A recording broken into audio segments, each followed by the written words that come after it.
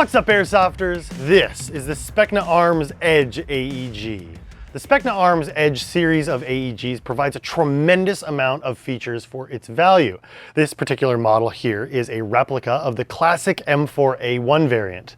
Let's get into some history of the iconic M4 carbine. The M4, previously named the XM4, was originally designed by Colt in 1984 as a close quarters variant of the M16 rifle. Its predecessor, the CAR-15 or Colt Commando, had served through the Vietnam War. However, it had some design flaws, including a large muzzle flash signature as well as hindered ballistics, which reduced range and accuracy. Colt then updated the design by combining the best features of the Colt Commando and the M16 rifle. The M4 was officially adopted by the US military in 1994 and was first seen in action in 1999 when US troops were deployed in Kosovo to support the NATO-led KFOR peacekeeping force. The M4 carbine is currently being utilized in over 60 countries around the world and of course is still being extensively utilized by the US Armed Forces. Additionally, it is heavily used in the global war on terror. There are many variants of the M4 carbine. The M4A1 is one of them and is the fully automatic version of the M4. Traditionally, the M4 fires a 30-round magazine-fed 5.56x45 NATO cartridge and features select fire and gas operation. It had a rate of fire between 700 and 900 rounds per minute with a muzzle velocity of over 2,900 feet per second. That's a lot more than an AEG. The effective range of the M4 carbine is around 500 meters, although many custom barrel manufacturers will argue differently. Because of this, the M4's superb reliability and extensive modularity, it's become one of the most heavily used carbines of all time. Now with the history refresher out of the way, let's talk about the features that make the Specna Arms EDGE AEG M4s so good. First, you've got a full aluminum upper and lower receiver with a top rail. This model of the Specna Arms EDGE series features a full metal quad rail with Picatinny rails all the way around for accessories.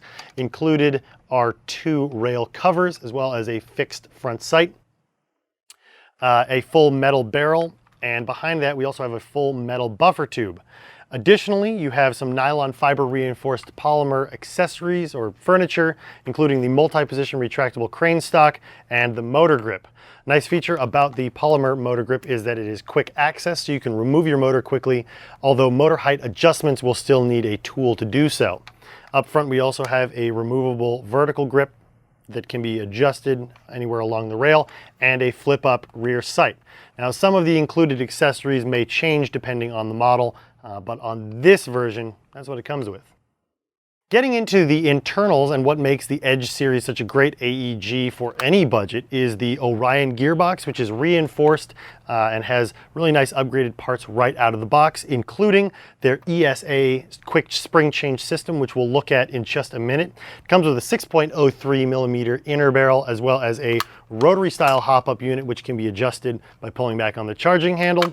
Unfortunately, the bolt catch does not work on this model, so any hop-up adjustments, you'll just make sure you have to hold that down while you're making your rotary hop-up adjustments.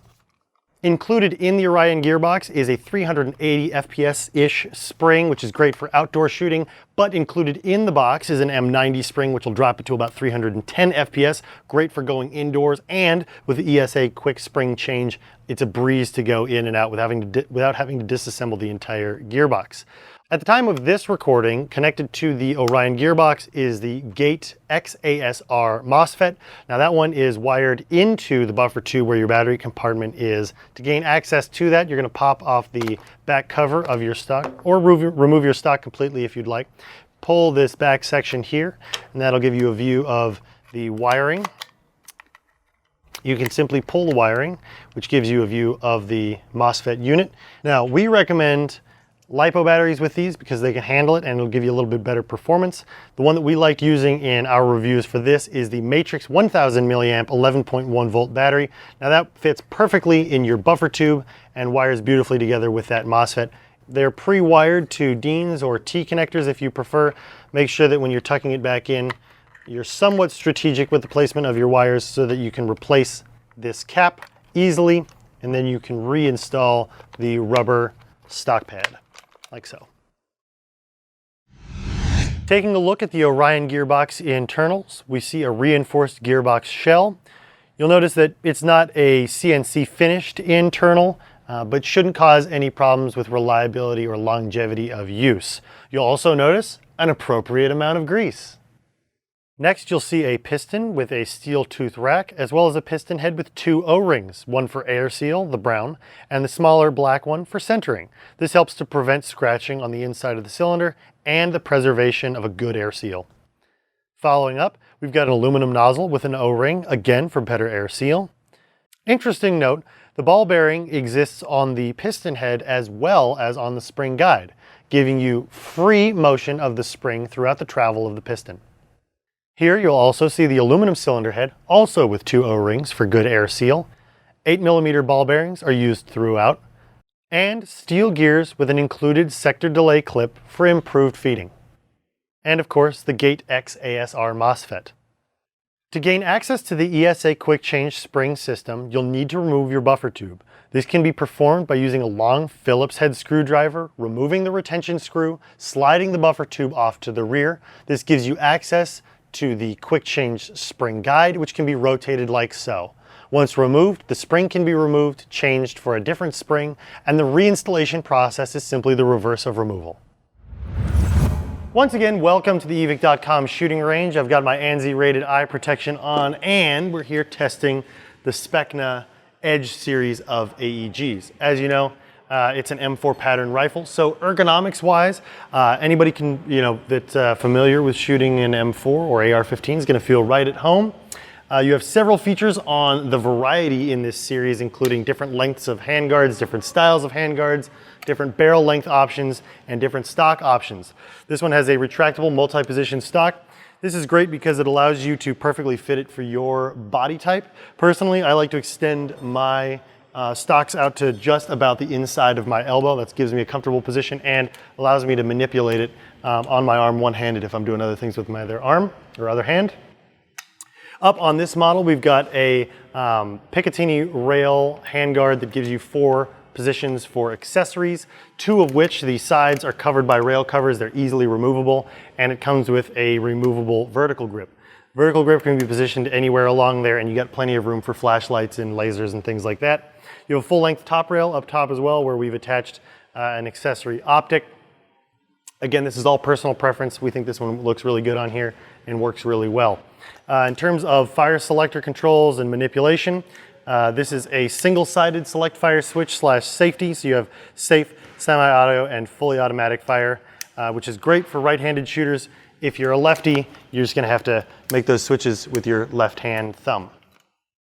Other than that, you have a non-functioning bolt catch, so any hop-up adjustments are going to be done by pulling back on the charging handle and holding it, and that allows you to adjust the rotary style hop-up. Adjusts really easy. It's a shame that they don't have a locking bolt function to make adjustments a little bit easier, but it works just fine as is.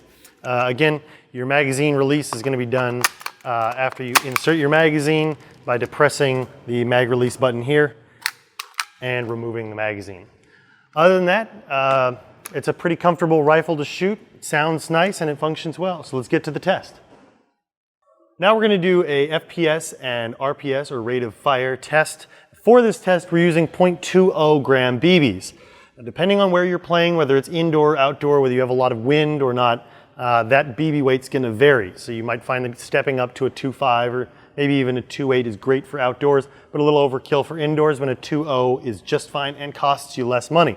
Most chrono tests at fields are done on 2.0 gram BB, so we're going to do that here. We're also using an 11.1 volt matrix battery.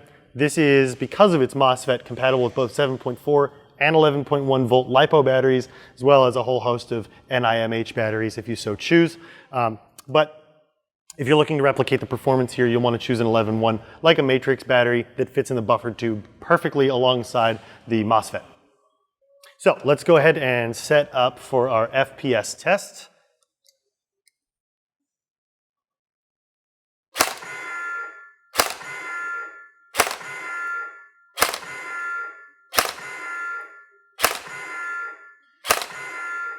As you can see, it's pretty consistent right in 370-ish FPS, and that's a reasonable FPS for a barrel length like this. Again, carbine length is intended to be used outdoors. So anytime you get like a shorter length, you're going to be expecting less FPS. But because they're nice gearbox, changing the spring is really easy. Let's get an ROF test.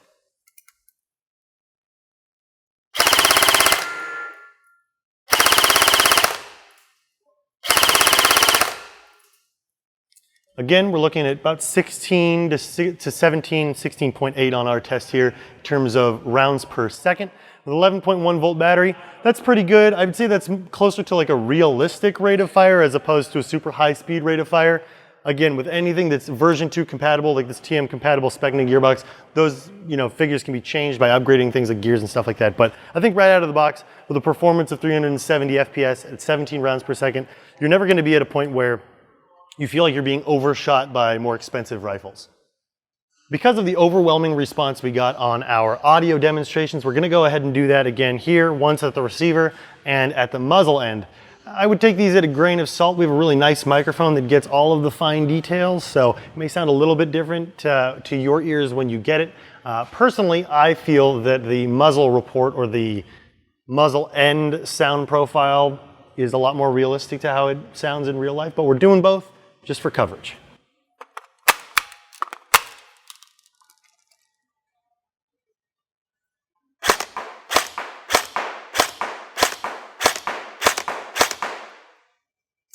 Now we're going to go ahead and do the muzzle.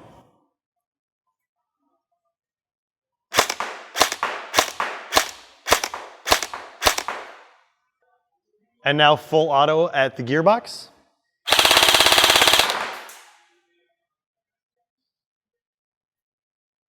And now full auto at the muzzle. So hopefully that gives you a better idea of how this might sound when you take it out of the box. No test at the range would be complete without a precision and accuracy test. I'm going to hang this paper in our hanger here and send it down for our gun power testing range. Once I get that locked in place, go ahead and send that down.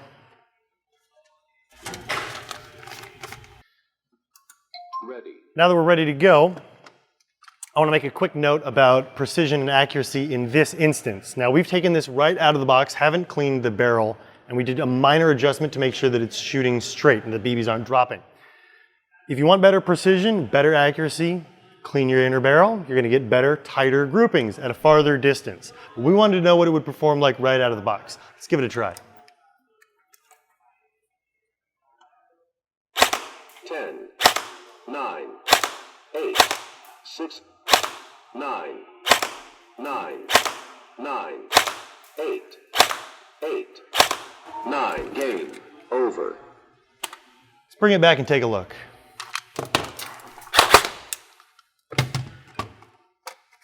As you saw reflected on the screen, that's a really nice grouping right out of the box. Keep in mind, it's at about 30, 35 feet away. So as you shoot farther away, your groupings are going to get a little bit larger.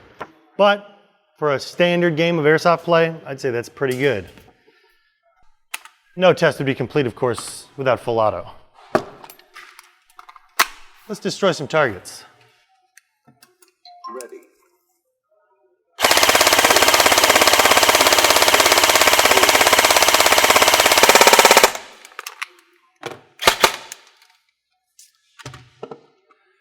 That's one 120 round mag down.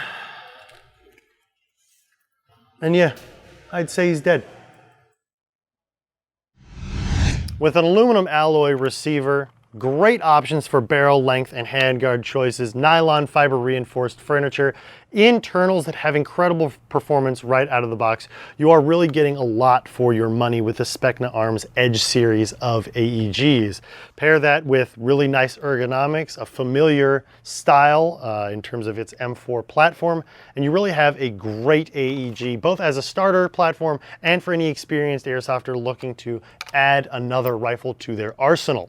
If you like what we're doing here in our reviews, you want to see more reviews like it, make sure you comment in the section below, like the video, subscribe to the channel, hit the bell icon to be notified of when we release the newest content, and we'll see you guys on the field.